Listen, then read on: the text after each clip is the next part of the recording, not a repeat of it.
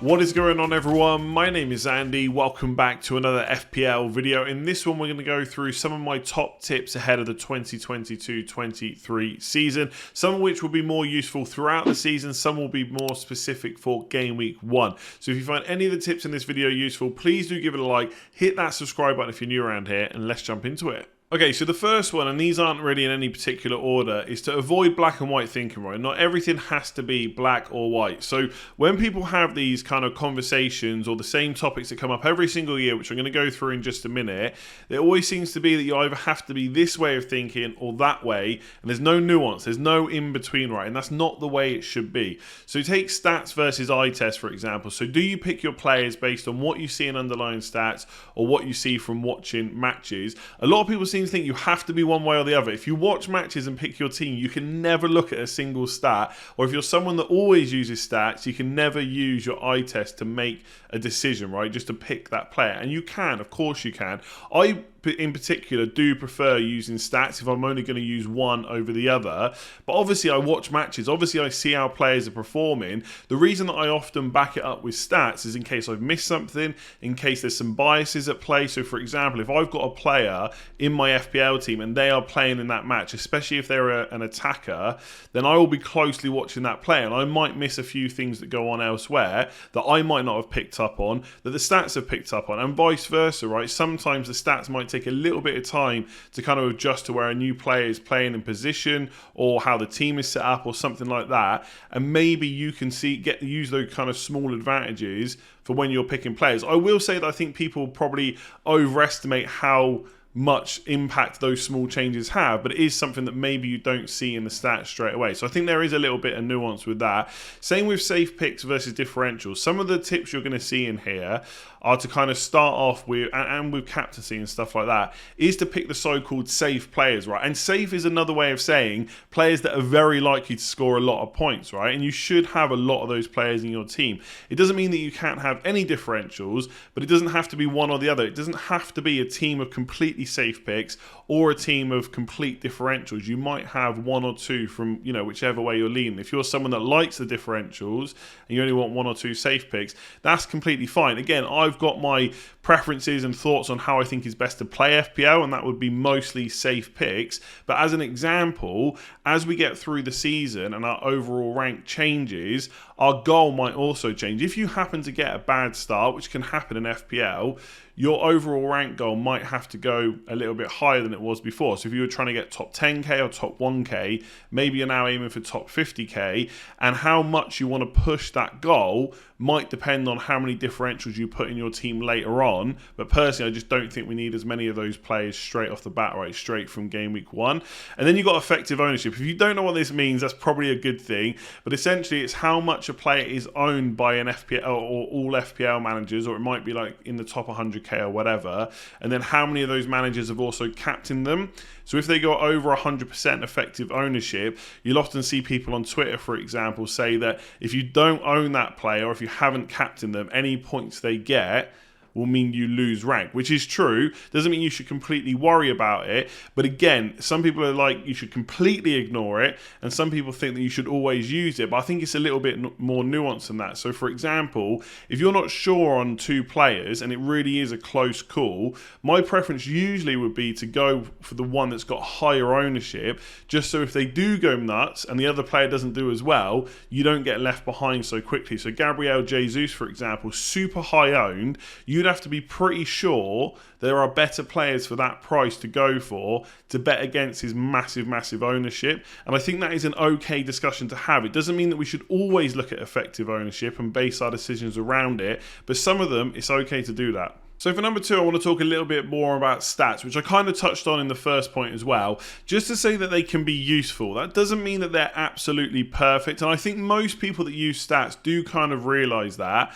Like if one player's got higher expected goals and a really good fixture than another player, it doesn't mean that that first player is always going to score more points. This is football, strange things happen, okay? But I do think if you consistently apply it, it can be useful for how you make FPL decisions. Again, you don't have to completely rely on it if you don't want to, but it could be useful to back up your own ideas from kind of watching matches and stuff like that. I mean, my controversial take, which I know people will hate, if I only had one way to make FPL decisions, we're not talking about entertainment value from football for a second, we're just talking about FPL decisions.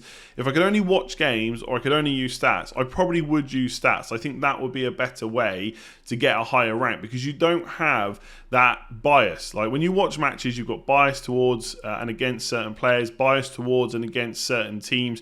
You're always going to miss stuff. Maybe you get distracted. Stats at least are consistently applied as long as you use the same ones, the same methods across all players. You don't want to start suddenly saying, well, that player's better because they got more shots in the box. Then you compare a different player and you say, well, that player's better because they take more shots.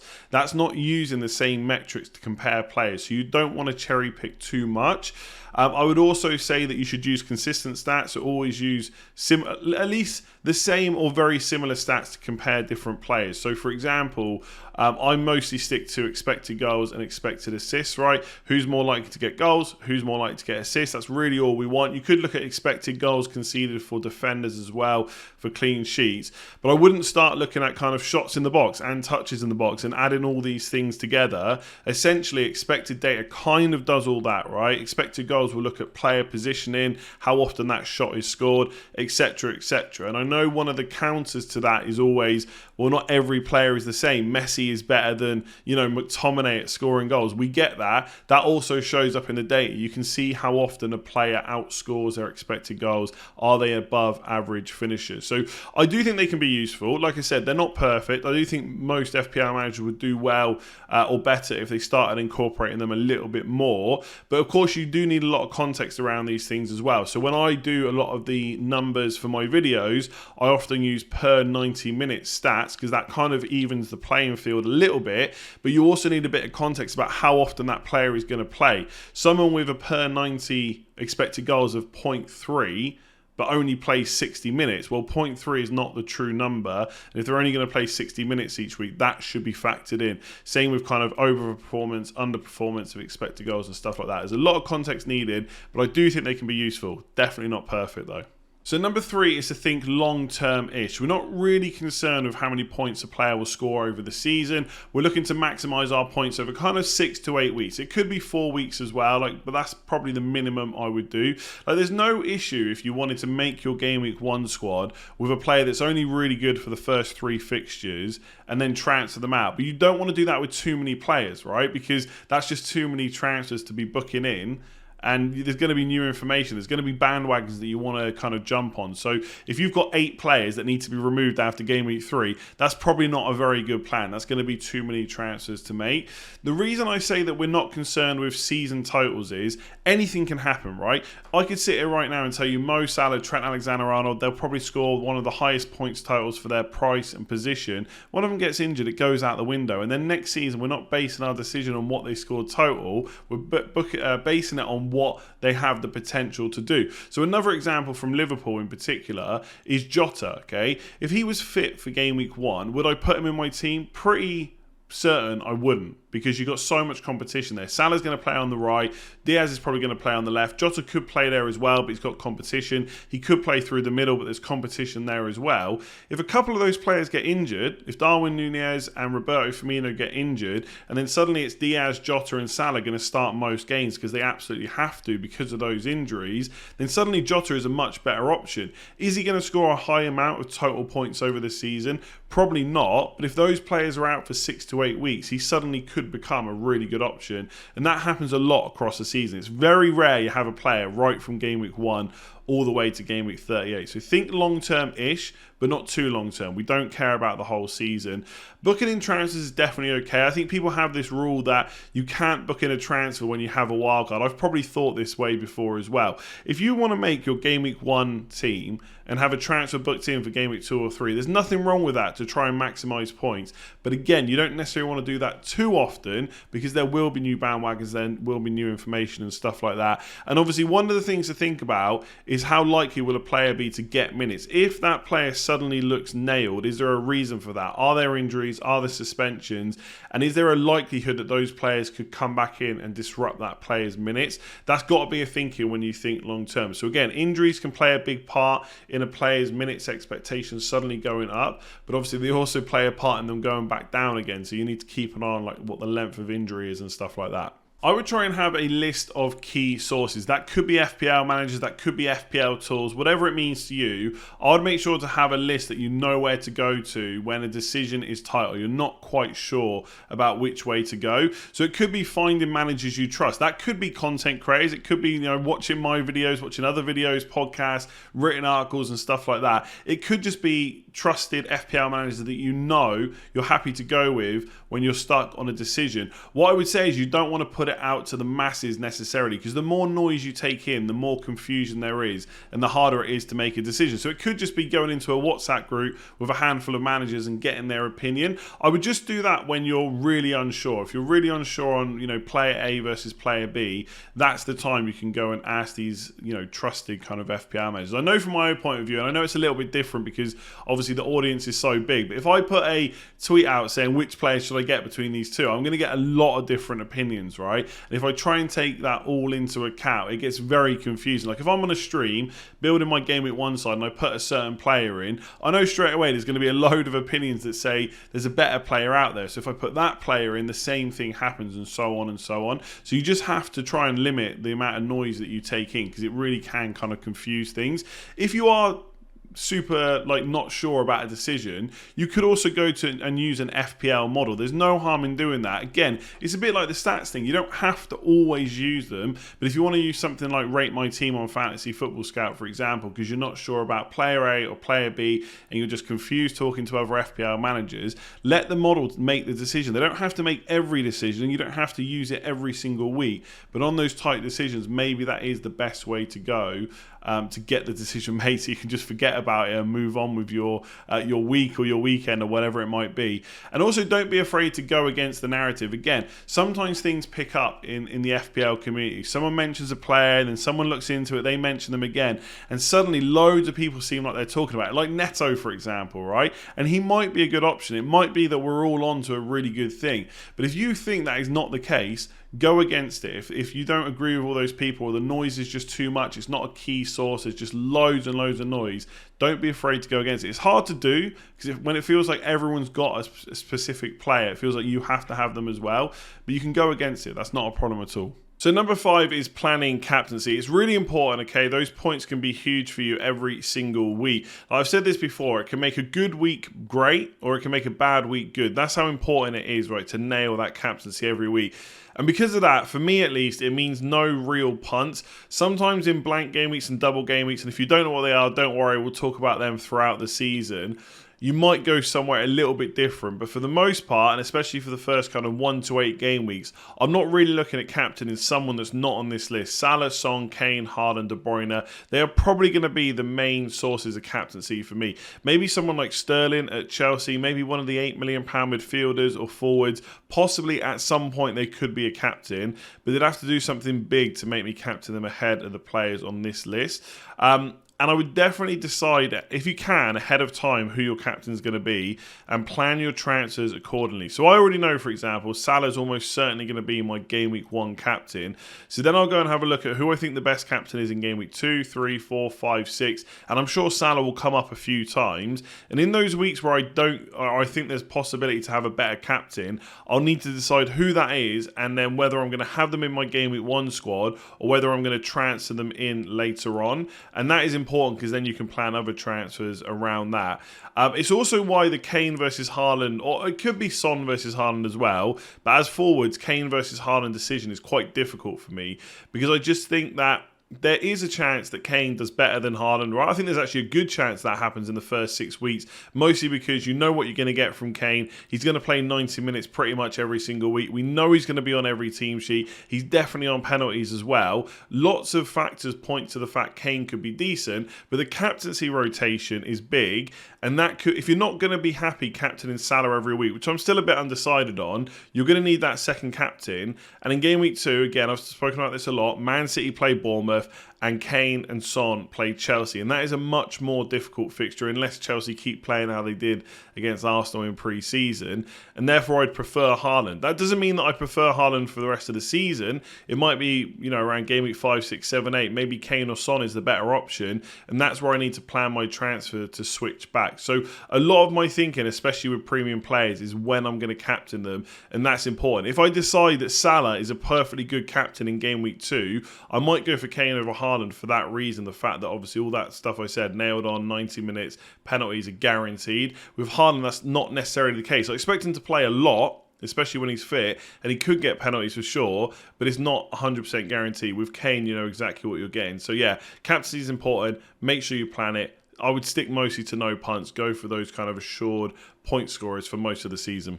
Okay, so fixture difficulty is important. I know it sounds obvious. You want your players to play against the easiest teams, but I think that the way people come to the decision of who is the easier teams to face is not necessarily great. And the FPL FDR, which is the FPL fixture difficulty rating, in my opinion, is not very good either. So if we go on to the FPL site, right, one of the issues, if we bring up Liverpool's fixtures, is they only have 4 colours. So straight away, you look at game week 2 as Crystal Palace at home. That, according to this, is just as easy as Fulham away, just as easy as Bournemouth at home, and is harder than Newcastle at home. Now, we know that Eddie Howe came in, they made a few signings, and they did do a little bit better defensively, but I don't think they did so good that that is a more difficult fixture than Crystal Palace at home. Again, you could say that, not many fixtures are difficult for Liverpool, but I don't think that's a very fair way of doing it, right? Crystal Palace is not on the same level as Fulham and Bournemouth. And one of the reasons I say that is, if you look at expected goals conceded, which is a pretty good way of predicting who the tougher teams are, and again, it's not perfect. Just because a team concedes a lot of chances doesn't mean they'll always concede a lot of goals and vice versa.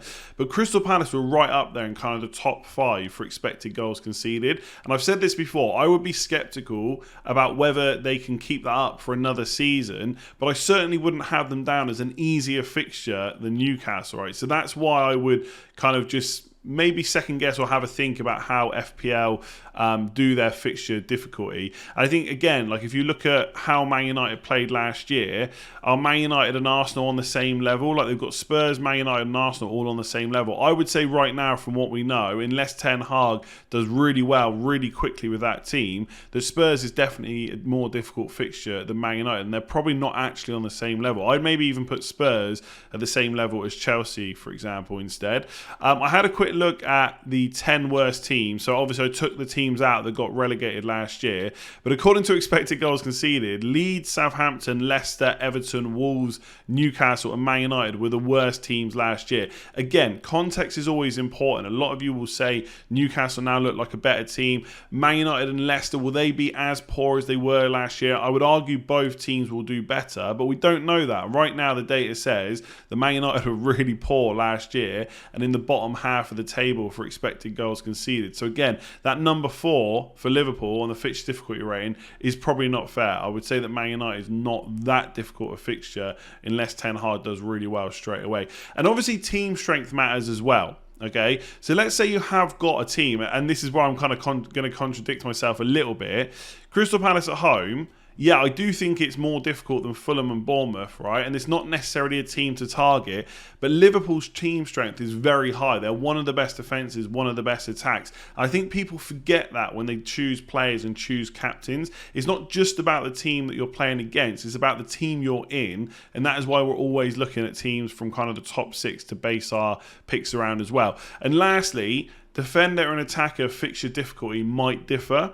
So again, going back to that Crystal Palace example, I'm talking about them a lot. They didn't concede a huge amount of chances last year. So you could say for your attackers, it's a little bit more of a difficult fixture. Certainly more difficult than the likes of Fulham and Bournemouth. But from an attacking point of view, they didn't create a hell of a lot of chances. So if you've got a defender, they might have a good chance of a clean sheet against Palace, but your attacker might find it a bit more difficult to get a return. And obviously, attacking potential does matter for defenders because we want our defenders to get assists and goals as well. But the primary thing is obviously the clean sheet. So obviously keeping in mind team strength, but also whether you're looking at the fixture as a defender or an attacker point of view. So number 7 is to ignore small sample sizes, at the very least question them. So this is when a player starts suddenly scoring a load of points, maybe it's a lot of goals or assists, maybe they've scored 7 goals in 3 games, and then you're questioning whether to bring them in, will that hot streak continue or will it stop? Now there's not an exact science to these questions, right? We'll discuss these players as they come up throughout the season.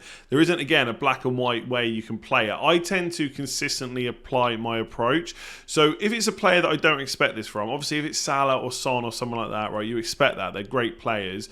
But if it's someone you don't, what were the fixtures like? Did they suddenly have a really good run of fixtures, got a lot of points, and now they've got to play like Chelsea and Liverpool and Man City, where things are going to get a bit more difficult? Was there a change in tactics, formation, or positioning? What did the stats look like? Okay, if a player scores 7 goals from 2 expected goals, that's not very likely to continue. Again, stats are not perfect. They might be able to tell me that won't continue, that level of performance, over a long period of time. It doesn't tell me exactly when they're going to stop. They could go and score another 5 goals over the next 5 games. But my approach is generally to ignore those kind of players that are overperforming by a large amount because it won't continue. And then sometimes what happens, I think it happened with like Bernardo Silva last year, maybe like Smith Rowe, Emmanuel Dennis as well, is yes, okay, you get quite a few points straight away if that run continues. But then you kind of get stuck with those players. You're not sure whether to offload them because they did really well before. Will that continue?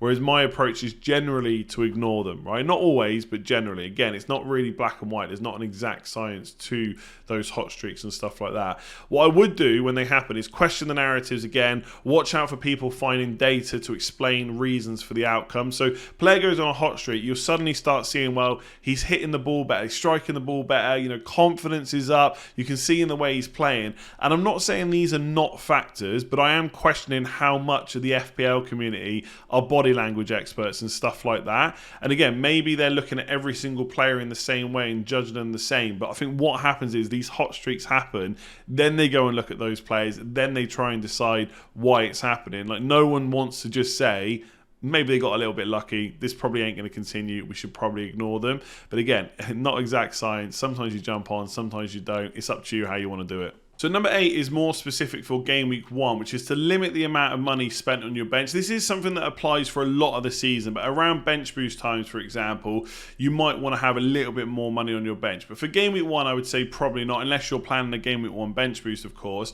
You rarely use all 3 subs, so at most you might get 1, possibly 2 of the outfield subs coming on. So I wouldn't worry about having 3 expensive players at all. An early season, I would say it's probably less potential for rotation, right? There's not as many cup games, European games and stuff like that, so teams shouldn't rotate as much. I don't know if that necessarily applies to kind of Man City, for example, but for most teams I would say it does. And because the early wildcard looks like a certainty, and I don't necessarily mean that we're all going to play it in like game week 3, 4 or 5, but I don't see us getting to kind of game weeks 13, 14, 15 and still having held on to it because of the unlimited transfers for the wildcard. So you can always change your structure, improve your bench if you need to with that early wildcard. And obviously for most people, you have a designated first 11 and then designated bench options that are going to be on your bench most weeks. So you want to maximise the points from the first 11. And one of the ways to do that, not always, because obviously you do get very good value players, but it's to spend more money on those players. I still think having playing players where possible on your bench is definitely key. Obviously, you've got players like Nico Williams, for example, Andreas Pereira that are nice and cheap that you can have on your bench. But I wouldn't spend necessarily too much more. Like a 4.5 million defender, maybe even a 5 million defender is okay to have. And there are reasons why you want a decent first bench, right? I've spoken about this before, that, if a player gets injured for one game, you don't really want to use a transfer on them. You could then use your first bench, that 4.5, that 5 million defender. but you wouldn't want like 5 million spent on 3 of the outfield positions for your bench. I just think that's a little bit too much. So you don't have to completely kill the bench, whether they're all non-playing players, but I do think for the most part you want to kind of limit the amount of money that's spent there. So number 9 is Game Week 1 squad setup. I mean, this could be applied consistently, to be fair, throughout the season, but especially for Game Week 1, I would have players that you trust that are mostly made up of known quantities. That should be the bulk of your squad. Players that are those safe and boring picks. Another way of saying, you know, they're going to get good points, or they've got a good chance of getting good points. That's who you mostly want to make your team up with. What I will say is, this is a game. It's supposed to be fun. If you don't find that fun, right, and I am mostly talking about trying to get the highest overall rank as possible, if you want to go for loads of punts, loads of differentials, you want to try and get one over on your mini league rivals, you know, you want to get one over on the crowd, etc., that's how you should play the game. I'm just really talking about overall rank here, and I do think this is the best way to do it. So I would limit the number of true punts, those players you're not really sure about the points, they're only in because they're low owned, you're not really sure whether they're going to do well. Don't have too many of those players in your team from the get-go. And for known quantities, I'd be looking at players with, you know, good fixtures that consistently performed before, good underlying stats. It could be they're new to the league, like Haaland, you know, scored a lot of goals, coming into a team that will score a lot of goals. We expect him to start when he's fit, a good amount of matches. And I wouldn't, you know, I know people will say like Werner and Havertz, we all thought the same then, but there's plenty of players that have come into the Premier League new and have done really well from the off. So I wouldn't necessarily say that anyone new to the league is not a known quantity. I wouldn't say that at all. Make sure your 1 to 2 captaincy options are in place. You should really know who your captains are going to be for the first 4 to 6 game weeks in advance, in my opinion. You can change your mind about a player, but for the most part, that captaincy decision should not be one you're making last minute. If you think Salah's the best for game week 1 and 4 and 5 or whatever it is, he should be in your team, and then you need to figure out who's the best player to have for the other weeks that you've not got covered by Salah, and then work out either whether you're going to start with them or when you're going to bring them in. Because if you're going to bring them in later, that's another transfer booked in. That might affect which other players you pick for your team as well. You should also determine the expected minutes for each player. Martinelli, for example, is someone that could definitely make my final Game Week 1 squad, because I think he is, I don't think he's underpriced, but I think he's potentially really good value at 6 million. But I know there's competition for minutes. I know there's a chance that at some point he doesn't start, an issue you don't really have with players like Saka. And I know that with the 5 subs rule, we might see more and more players get subbed off early. Right? We will, right? Some teams will use all 5 subs in one game. But it's fine to have a couple of those players, but you don't want your whole squad filled out with players that are minutes rich. You don't want every team sheet coming out and you're panicking about whether your player is starting. So limit the number you have there. Maybe 1 to 2 players that you're not sure if they're going to start every week. And then trust your picks for Game Week 2 onwards, right? You've picked your Game Week 1 squad for a reason. Chances are you haven't made a complete mess of it. Sometimes you just get unlucky. Sometimes the points don't roll in. If that happens, remember why you chose those players and just trust them, at least for Game Week 2. If it really goes wrong, you could always wildcard.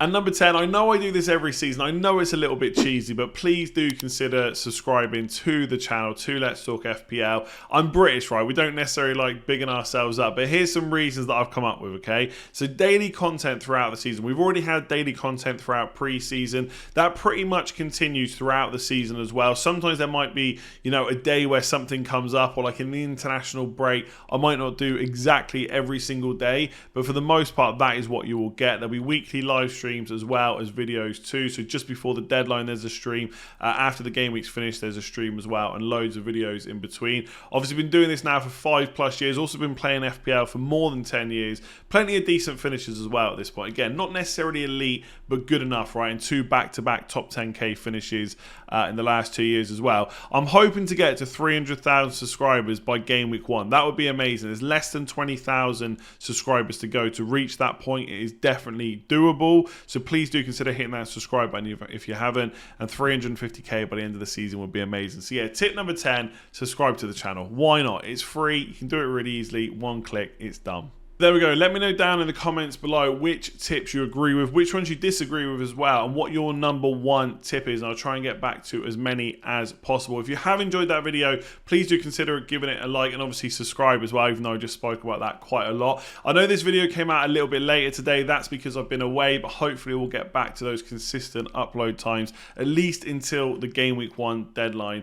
And yeah, looking forward to it. Daily content, like I said. Make sure you hit subscribe, give the video a like, and I'll catch you again soon.